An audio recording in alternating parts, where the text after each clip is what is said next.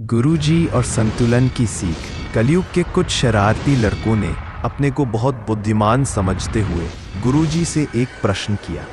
गुरुजी, जब भगवान अवतार लेकर आते हैं तो वे ऐसे कर्म क्यों करते हैं जो हमें गलत लगते हैं? आप तो कहते हैं कि वह उनकी लीला है, फिर ऐसा क्यों?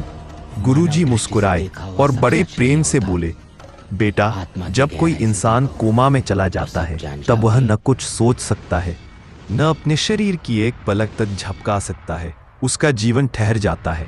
वैसे ही अगर इस सृष्टि में घटनाएं घटित न हो तो समय का चक्र रुक जाएगा। भगवान की लीला ही वह घटनाएं हैं जो इस चक्र को चलाए रखती हैं, ताकि तुम, मैं और पूरा समाज उनसे कुछ सीख सके और आगे बढ़ सके। फिर गुरुजी ने कहा, नया मोबाइल तभी काम करता है जब उसमें सॉफ्टवेयर होता है। सिर्फ हार्डवेयर होने से वह किसी काम का नहीं। उसी तरह यह शरीर एक मोबाइल की तरह है और आत्मा उसकी स्क्रीन की रोशनी जैसी। पर अगर उस रोशनी को दिशा देने वाला सॉफ्टवेयर यानी ज्ञान और समझ न हो तो वह केवल चमक है, अर्थहीन।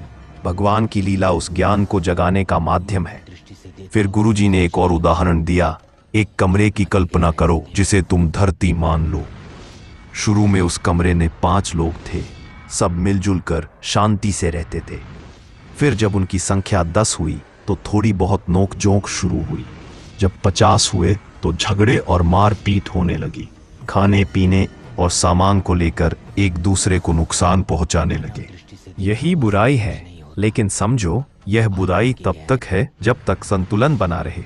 जैसे 2 दोस्त स्कूल में खाना पीना लेने के लिए लड़ रहे हों, पर वही दोस्त जब बड़े हो गए और ज्ञान प्राप्त करने के बाद भी किसी को खाना पीना या किसी और चीज को लेकर चोट पहुंचाए, गलत करे, अपराध कर दे, तो यही संतुलन बिगड़ना कहलाता है। यही वह सीमा है जहां बुरी चीजें नियंत्रण से बाहर हो जाती हैं। चाहे इंसान हो, पशु हो, पेड़ पौधे हो या कोई वायरस और बैक्टीरिया, हर एक चीज का एक सीमित और संतुलित स्तर होता है जहां तक वह धरती के लिए उपयोगी है। पर जब आबादी या लालच उस सीमा को पार कर जाता है तो प्रकृति अपने नियमों से सब कुछ वापस संतुलित करती है। गुरुजी बोले, अगर कमरे के भीतर रहने वाले लोगों में समझ, सहानुभूति और मर्यादा हो तो ज्यादा आबादी भी संभल जाती है। लेकिन जब समझ खत्म हो जाती है तो कम लोग भी आपस में लड़ने लगते हैं।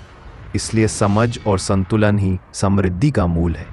फिर गुरुजी ने आकाश की ओर देखते हुए कहा, देखो, जब इतने विशाल ग्रह और नक्षत्र आपस में टकराकर विलय, कोलैप्स हो जाते हैं तो सोचो, हम और तुम क्या चीज है। ये सब इस बात का प्रमाण है कि संतुलन ही सबसे बड़ा नियम है। अगर समाज ने अपना संतुलन खो दिया तो प्रकृति उसे वापस लाने के लिए स्वयं कदम उठाती है।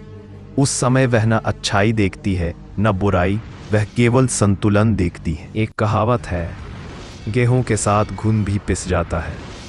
अर्थात जब प्रकृति संतुलन लाने पर आती है तो किसी को भी नहीं छोड़ती। गुरुजी ने अंत में कहा, जो मनुष्य समाज में रहकर सबके भीतर ईश्वर को देखता है, जो भगवान की लीलाओं को समझकर जीवन में संतुलन बनाए रखता है, वही पाप मुक्त होता है और ईश्वर में स्थिर रहता है। वही आने वाले समय को भांप सकता है, क्योंकि उसके भीतर संतुलन और सत्य दोनों जीवित होते हैं।